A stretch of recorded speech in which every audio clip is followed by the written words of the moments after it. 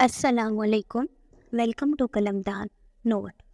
یہ ناول آپ قلم دان چینل پر دیکھ اور سن رہے ہیں۔ ایسے مزے کے ناول سننے اور پڑھنے کے لیے چینل کو سبسکرائب کریں اور گھنٹی کے بٹن کو دبانا نہ بھولیں تاکہ آپ کو ہماری ہر آنے والی نئی ویڈیو آسانی سے مل جائے۔ شکریہ۔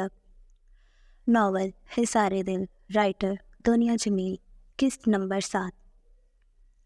یہ کیا کر دیا تم نے ارم؟ کوئی ایسے بھی اپنے باپ سے ناراض ہوتا ہے؟ مجھے معاف کر دو میری بیٹی، میں ایک کمزور باپ ہوں۔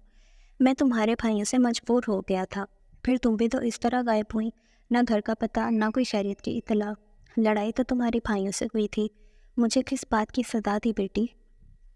وہ بے بسی سے روتے ہوئے اپنی بیٹی سے کہہ رہے تھے، جو اس وقت مشینوں سے گھری اپنی آخری بچی سانسیں لے رہی تھی۔ ابا میری بیٹی، اسے سنبھال لیں، یہ اکیلی ہے، کوئی نہیں اس کا۔ وہ اپنی اٹکتی سانسوں سے انہیں کچھ سمجھا رہی تھیں۔ نرس نے ان کا آکسیجن ماسک واپس لگا دیا تھا، مگر ارم خان نے اپنے ابا کا ہاتھ نہیں چھوڑا تھا۔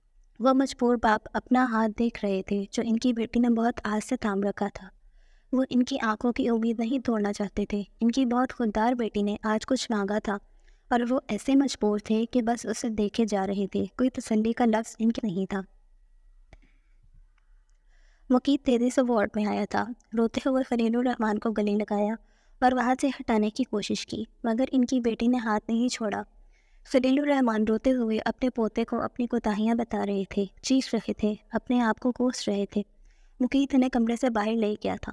دعا اپنی ماں کے قریب آئی تھی، وہ بہت تکلیف سے گزر رہی تھی، اپنا آپ ایک بوجھ لگ رہا تھا، مگر وہ مجبور تھی، اس وقت ماں سے کوئی شکایت بھی نہیں کر سکتی تھی۔ تھوڑی دیر بعد خلیل الرحمان کو مقیت کمرے میں لے کر آیا۔ انہوں نے اپنی بیٹی کا ہاتھ پکڑ کر انہیں دلاسا دیا اور دعا کے سر پر ہاتھ رکھ کر اسے گلے لگایا۔ وہ اب اپنے بیٹی سے آہستہ آہستہ بات کر رہے تھے اور اس کے چہرے پر ایک سکون آ رہا تھا۔ مقیت ان کے پاس آیا، ان کے ماتھے پر پیار کیا۔ ارم کو یہ یقین ہو گیا تھا کہ ان کی بیٹی اپنوں میں ہے اور اب محفوظ ہے، اور اس سکون کے سہارے کچھ گھنٹوں بعد ہی صبح اذانوں کے وقت وہ اپنی نیند سو گئی تھی۔ ارم نواز خان اپنی زبان کی پکی نکلی تھی۔ وہ اس گھر میں زندہ واپس نہیں آئی تھیں جہاں سے ان کے بھائیوں نے انہیں اور ان کے شوہر کو بے عزت کر کے نکالا تھا۔ ارم خان کو آج پھر خلیل الرحمان نے رخصت کیا تھا۔ وہ اپنی بیٹی کو خود چھوڑ آئے تھے۔ وہ بھائی بھی آج اس کے آخری دیدار کے لیے آ گئے تھے، جنہوں نے زندگی میں ہی اسے مرا ہوا سمجھ لیا تھا۔ دنیا داری کے لیے سب نے ہی آنسو بہائے تھے، مگر کسی کے پاس بھی اس لڑکی کے لیے ہمدردی کا ایک بول بھی نہیں تھا، جسے صرف ماں کا ساتھ ہی نہیں چھوٹا تھا۔ وہ تو بے امان ہو گئی تھی، اسے کچھ ہوش ہی نہیں تھا، اس کا گھر، اس کی پہچان سب چھن گئی تھی۔ آج وہ صرف ایسے اپنوں میں آ گئی تھی جنہیں وہ صرف ناموں سے جانتی تھی۔ ارم بیگم کے انتقال کو آج 9 دن ہو گئے تھے۔ خلیل الرحمان کی طبیعت بہت زیادہ خراب تھی۔ 2 دن پہلے نصرت بیگم بھی اپنی بہن کا افسوس کرنے اسلام آباد سے آ گئی تھیں، اور آتے ہی اپنی مصروفیات کی ایک لمبی فہرست بتا کر سب کو چپ کرا دیا تھا۔ ظاہر ہے ان کی بیٹی کی شادی ہونے والی تھی، وہ فارغ نہیں تھی، اور اب کراچی آ ہی گئی تھی تو سوچ رہی تھی کچھ شاپنگ کراچی سے بھی کر لی جائے۔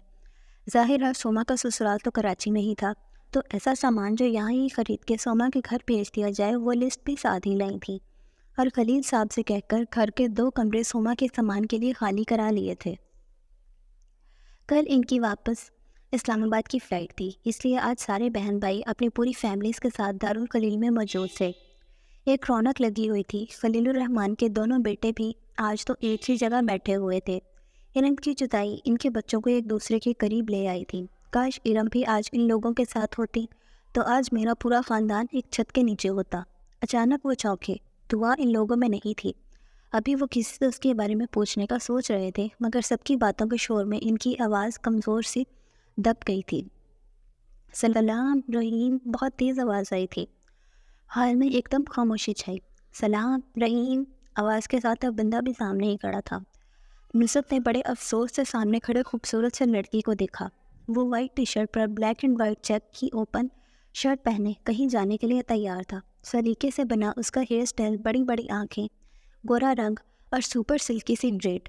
وہ بہت ہینڈسم تھا۔ خوبصورت تو وہ بچپن سے ہی تھا، مگر جس طرح کی خبریں اسلام آباد میں بیٹھ کر انہیں ملتی تھیں، ان باتوں کی وجہ سے اپنے اس بھتیجے کو کبھی اتنی اہمیت نہیں دی تھی، مگر جب سے وہ کراچی آئی تھیں اور اسے اس گھر اور بزنس پر راج کرتے دیکھا تھا، اس کی کامیابیوں کے کارنامے سنے تھے، اپنی بے قدری پر بہت غصہ آیا تھا۔ آخر ابھی ایک بیٹی اور باقی تھی۔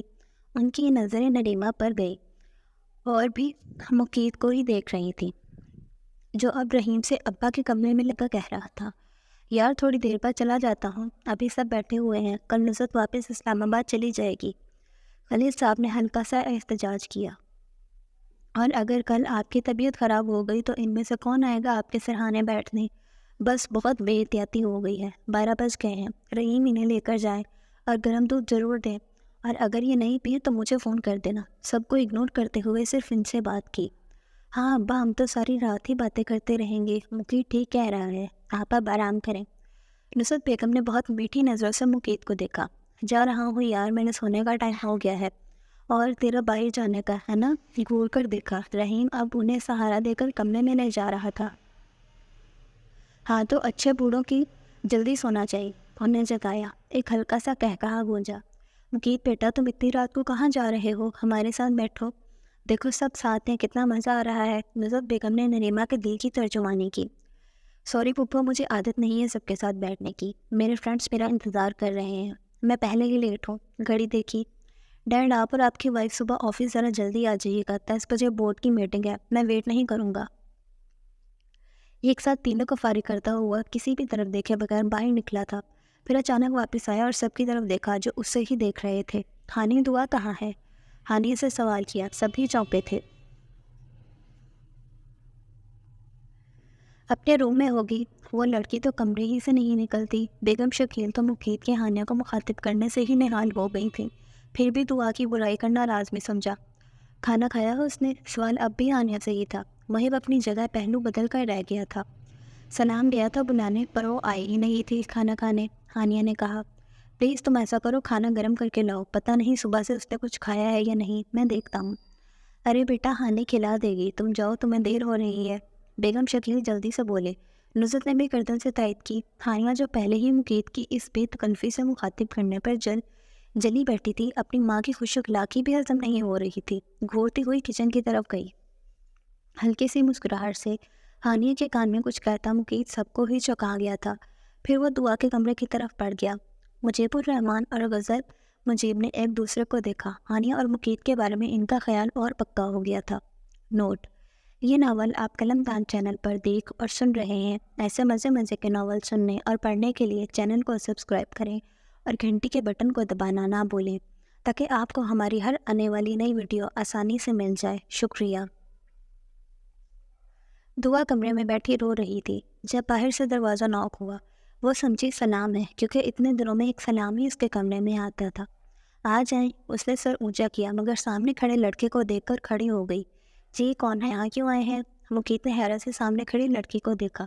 پہچان تو وہ بھی نہیں پایا تھا، ہاسپٹل کے بعد آج پہلی بار اتنے قریب سے اسے دیکھ رہا تھا۔ وہ شاید 19-20 سال کی تھی مگر 16-17 سال کی لگ رہی تھی۔ مقید نے سادگی میں اتنا حسن پہلی بار دیکھا تھا، وہ اپنی پلکیں بھی نہیں جھپک پا رہا تھا۔ پنک لباس میں وہ خود بھی گلابی ہی ہو رہی تھی، رونے کی وجہ سے اس کی ناک اور آنکھیں گلابی تھی۔ مقید کو لگا وہ آنکھوں میں ڈوب جائے گا، اسے نظر ہٹانے میں بہت مشکل ہوئی تھی۔ دعا نے بہت ناگوار نظروں سے سامنے کھڑے لڑکے کو دیکھا جس کی آنکھوں سے اسے عجیب سا خوف آیا تھا۔ اس نے اپنا سر پر جمع دوپٹہ ماتھے تک کیا۔ آپ جاتے ہیں یہاں سے یا میں کسی کو بھی بلاؤں؟ وہ چیخی تھی، گردن کو جھٹکا دیا تھا۔ میں مقید الرحمان ہوں دعا۔ دعا نے پہلے حیرت سے اسے دیکھا، پھر خاموشی سے واپس بیٹھ گئی۔ آپ نے کھانا نہیں کھایا ہے؟ بہت نرمی سے پوچھا۔ ماتھے پر ہمیشہ رہنے والے بل ایک دم ہی غائب ہوئے تھے۔ ہانیہ کھانا لے کر آئی۔ دعا نے اس لڑکی کو دیکھا، اتنے دن میں بس یہ لڑکی ہی کبھی کبھی اس کے پاس ہمدردی کرنے آ جاتی تھی، اور آج بھی وہی کھانا لائی تھی۔ دعا، یہ ہانیہ ہے، یہ تمہارے چھوٹے ماموں کی بیٹی ہے، رہتی ہیں یہ ڈیفینس فیز 2 میں ہے، مگر مہینے کے آدھے دن یہ یہاں گزارتی ہیں۔ ہنس کر تعارف کروایا۔ چلو ہانی، اب یہ تمہاری ڈیوٹی ہے، دعا کو کھانا کھلاؤ، آخر فری میں میرے گھر میں رہتی ہو۔ دل جلانے والی مسکراہٹ سے کہا۔ دعا، یہ تمہارے بڑے ماموں کی بیٹی ہے، گھر ان کا بھی ڈیفینس میں ہی ہے، پر ان کے کرتوتوں کی وجہ سے تایا جان نے گھر سے نکال دیا تھا، اس لیے یہ موصوف گرینڈ پا کے گھر پر قبضہ کر کے بیٹھے ہیں۔ سب پر بلا وجہ روک ڈالنے کی ان کی پرانی عادت ہے، تمہیں ان کے روب میں آنے کی ضرورت نہیں ہے۔ ایسے ہم سب انہیں چنگیز خان کہتے ہیں، تم انہیں دارالفضیل کا جن بھی کہہ سکتی ہو۔ چلو اب کھانا کھاؤ، حساب برابر کیا۔ یہ مت سمجھنا دعا یہاں کوئی تمہارے آگے دسترخوان سجا سجا کر لائے گا، تم 2 دن بھی کھانا نہیں کھاؤ گی تو کسی کو پتہ نہیں چلنا۔ ہم لوگ کچھ اتنے ہی خود کی، اس لیے اپنا خیال خود رکھو۔ ہانیہ نے اپنے خاندان کی تعریف کی۔ سارے راز آج ہی نہیں کھولو ہانی، بیچاری ابھی صدمے میں ہے، پتہ چل جائے گا انہیں بھی کہ ان کی مما کس جنگل میں اکیلا چھوڑ گئی ہیں۔ آپ مقیت نے ڈرایا۔ دعا نے حیرت سے ان دونوں کو دیکھا، اسے سمجھ ہی نہیں آ رہی تھی وہ سچ بول رہے ہیں یا مذاق کر رہے ہیں۔ دونوں ہی چہرے سے بہت سنجیدہ لگ رہے تھے، لیکن وہ کھانا کھانا شروع کر چکی تھی۔ پھر اس نے مقیت کو کمرے سے باہر جاتے دیکھا، اس کا روکا ہوا سانس بحال ہوا تھا۔ ہانیہ زور سے ہنسی تھی۔ لڑکی عادت ڈالو، اس جن سے تمہارا روز کا سامنا ہوگا۔ سب اپنی اپنی زندگی میں دوبارہ مصروف ہو گئے تھے۔ دعا بھی کافی حد تک سمجھ چکی تھی، جس میں زیادہ ہاتھ ہانیہ اور محب کا تھا۔ اسے اپنے یہ دونوں کزنس بہت اچھے لگے تھے، بس مقیت سے کبھی کبھی ملاقات ہوتی تھی۔ دعا کو اس سے ڈر لگتا تھا، جس طرح وہ سب کی بے عزتی کرتا، نانا جان پر روب جماتا، وہ اسے ناپسند کرنے لگی تھی۔ جب تک ہانیہ تھی وہ خود کو اس گھر میں محفوظ سمجھتی تھی، اس لیے ہی وہ اسے مزید رکنے پر زور دے رہی تھی۔ مقیت کے طنزیہ جملوں کو ہانیہ سے زیادہ دعا نے سیریس لیا تھا۔ وہ سمجھنے لگی تھی ہانی آپے پر رکھ، مقیت اس کو بھی باتیں سناتا ہے۔ ظاہر ہے ہانیہ کا تو گھر بھی تھا، وہ تو اس کے در پر ہی آ پڑی تھی، ایک ایک چیز کے لیے مقیت کی محتاج تھی۔ اس کا سارا وقت اب دارالفضیل کی خدمت کرنے، ان سے باتیں کرنے ہی گزرتا تھا۔ گھر کے بہت سے کام خاص طور پر خلیل صاحب کے اس نے اپنے ذمہ لے لیے تھے۔ نوٹ: یہ ناول آپ قلم دان چینل پر دیکھ اور سن رہے ہیں۔ ایسے مزے کے ناول سننے اور پڑھنے کے لیے چینل کو سبسکرائب کریں اور گھنٹی کے بٹن کو دبانا نہ بھولیں تاکہ آپ کو ہماری ہر آنے والی نئی ویڈیو آسانی سے مل جائے۔ شکریہ۔ دعا اپنا اور خلیل الرحمن صاحب کا ناشتہ بنا کر روم میں داخل ہوئی تو بیڈ کے پاس کھڑے مقیت کو دیکھ کر دروازے پر ہی رک گئی۔ وہ بہت غصے سے نانا جان پر چیخ رہا تھا۔ بہت محنت سے کماتا ہوں، ان لوگوں پر لٹانے کے لیے نہیں ہے میرے پاس۔ دعا وہاں سے ہی پلٹ جانا چاہتی تھی، مگر نانا جان نے آواز دے کر بلایا۔ آؤ دعا، رک کیوں گئی؟ جلدی لاؤ بھائی، بہت بھوک لگ رہی ہے۔ مقیت نے بھی اس کو دیکھا اور چپ ہو گیا۔ دعا ٹرالی لے کر اندر لائی، پیچھے پیچھے سلام بھی تھا۔ بیٹھو مقیت، تمہیں آج سنڈے اسپیشل ناشتہ کراتے ہیں۔ وہ جو بیٹھ گیا تھا ناشتہ کی ٹرالی دے کر دوبارہ کھڑا ہوا۔ یہ کھائیں گے آپ؟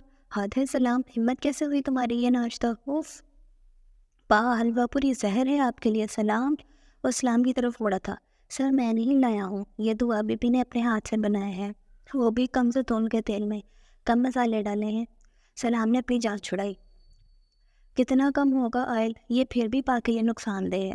لہجہ خود بخود ہی نرم ہو گیا تھا۔ وہ مجرم کی طرح سر جھکا کر کھڑی تھی، بڑی بڑی آنکھیں آنسوں سے لبریز چھلکنے کو تیار تھیں۔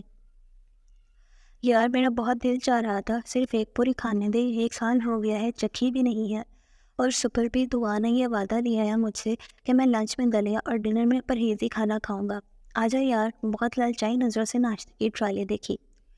دعا بہت اچھی حلوہ پوری بناتی ہے، اور اسلام تم جلدی پلیٹوں میں نکالو، ٹھنڈی ہو گئی تو مزہ نہیں آئے گا۔ سلام تو انتظار میں ہی تھا، فوراً حکم کی تعمیل کی۔ مقیت کے اعصاب بھی تھوڑے ڈھیلے ہوئے تھے، چہرے پر بلا وجہ ہی مسکراہٹ آئی تھی۔ دعا کمرے سے جانے لگی تو خلیل صاحب نے روکا۔ نانا جان چائے لا رہی ہوں، وہ بس یہاں سے جانا چاہتی تھی۔ یہ اسلام لائے گا چائے، تم واپس ہو۔ مگر وہ کمرے سے باہر جا چکی تھی۔ اب وہ تینوں ہی اس ناشتے سے بھرپور انصاف کر رہے تھے، اور دعا کچن میں کھڑی بار بار نکلنے والے آنسو صاف کر رہی تھی۔ تم کچھ نہیں کہو، میں خود ہی نصرت کو منع کر دیتا ہوں۔ آپ خفا نہیں ہو یار، پوتے کو منایا جی بہتر ہوگا، ورنہ میں تو ہوں ہی بدتمیز۔ اور اگر نیما کو اتنا ہی شوق ہو رہا ہے کراچی سے شاپنگ کا تو ڈیڈ کے گھر چلے جائے، یہ چاچو کے گھر، وہاں تو ہانیہ کی کمپنی بھی مل جائے گی۔ آخر 2 ماموں کا گھر ہے یہاں، نانا کے گھر آنا ایسا ضروری بھی نہیں ہے۔ پاگل نہیں ہوں میں، جس کو دیکھو منہ اٹھا کر یہاں چلا آتا ہے۔ دعا پھر دروازے پر ہی جم گئی تھی۔ یہ الفاظ تیر کی طرح لگے تھے۔ چائے کی ٹرے ہاتھ میں ڈب کھائی تھی۔ تینوں نے چونک کر آواز کی طرف دیکھا۔ سلام جلدی سے آگے بڑھا اور ٹرے دعا کے ہاتھوں سے لی اور سلام کے پیچھے تھی۔ نانا جان نے اسے اپنے پاس بٹھا لیا۔ اب وہ سر چکائے مقیت کے بالکل سامنے بیٹھی ہوئی تھی۔ دعا، تم نے تو بیٹا آج عیش کروا دی۔ مقیت، سب کچھ مزے کا تھا نا؟ اور اب یار تم ذرا اس کے ہاتھ کی چائے پیو، ایسی چائے تم نے کبھی نہیں پی ہوگی۔ وہ دعا کا دل بڑھا رہے تھے۔ دعا کی خودداری پر چوٹ پڑی تھی، اسے یہ تعریف بھی خوش نہیں کر رہی تھی، شاید نہ جان اس کا دل رکھ رہے تھے۔ اوکے، میں چلتا ہوں، دیر ہو رہی ہے۔ ناشتے کی شام میں ایک جملہ بھی ادا نہیں کیا گیا تھا۔ کہاں جا رہے ہو یار؟ ایک تو سنڈے بھی گھر پر نہیں رکتے ہو۔ کہاں جاؤں گا، آفس بھی جانا ہے۔ آج سنڈے ہے، اتنی جلدی کیوں جا رہے ہو؟ یاد دلایا، فیکٹری جانا ہے اور آپ کے بیٹے سے سنڈے کو آفس نہیں آیا جاتا۔ وہ فیکٹری کیا آئیں گے؟ لیبر بہت پریشان کر رہی ہے، آج یونین کی میٹنگ بلائی ہے میں نے، پوچھوں کیا چکر ہے۔ اچھا تو اپنا موڈ ٹھیک کر کے جاؤ، ورنہ کہیں وہاں کوئی بدمزگی نہیں ہو جائے، انہوں نے نرمی سے کہا، پر سامنے الٹا اثر ہوا۔ پاگل ہوں میں کیا؟ گردن کو بھی جھٹکا دیا۔ دعا نے حیرت سے اسے دیکھا، وہ بھی گردن کو بار بار جھٹکا دیتا تھا۔ بابا یہ آپ پوچھ رہے ہو یا بتا رہے ہو؟ سلام چائے پی چکا تھا اور اب اس کی بیٹری چارج تھی۔ مقیت نے گور کر دیکھا۔ اچھا مجھے پتہ چل گیا، جلدی سے کہا۔ اچھا ایک بات اور، یہ جو آپ کی بیٹی اور بیٹوں کا ملاپ ہو رہا ہے، مجھے اس سے بھی کسی سازش ہو رہی ہے، اس لیے برائے مہربانی آپ انہیں یہ بھی سمجھا دیں کہ مجھے اس فیملی فوٹو سے باہر ہی رکھیں، مجھے اس ٹرین میں نہیں آنا۔ وہ کہتا ہوا باہر نکل گیا۔ خلیل الرحمن نے بہت دکھ سے اپنے سب سے بڑے پوتے کو دیکھا۔ پہلے اسے سب نے چھوڑ دیا تھا اور اب وہ کسی سے تعلق نہیں رکھنا چاہتا تھا۔ انہیں یاد تھا وہ اسے کتنے جتن کر کے منا کر اپنے گھر لائے تھے۔ وہ تو ان سے بھی ناراض ہو گیا تھا اور ہر وقت فلیٹ پر اپنے ہوارہ دوستوں کے ساتھ پڑا رہتا تھا، پڑھائی تک چھوڑ دی تھی۔ جاری ہے۔ Must like the videos and subscribe my YouTube channel. And don't forget to press the bell icon.